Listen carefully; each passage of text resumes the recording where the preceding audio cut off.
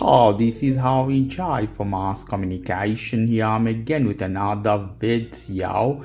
In this video I'm going to show you how you can make or how you can look any photo as a 3D photo in your iPhone. You can do this to iPhone 16, iPhone 15 or any other version of Apple device you have. But especially with iOS 26. If you don't have iOS 26, if you don't know about it, check my video to download and try it on before the public version. Okay, so in this case, I will open photo. And not only that, how you can use that photo as wallpaper. I go inside photo, you see I have these photos. This is one of my picture. I put as this. And I put this option on here. You see scanning. Now you see how magnificent, realistic you can see this photo. Amazing. Now how I can use this one as a wallpaper.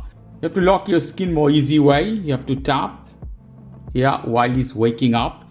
You see here one plus button. And here we'll add that photo, any photo. For example, this lion face. This is on here at the bottom. You see 3D option. Click this on.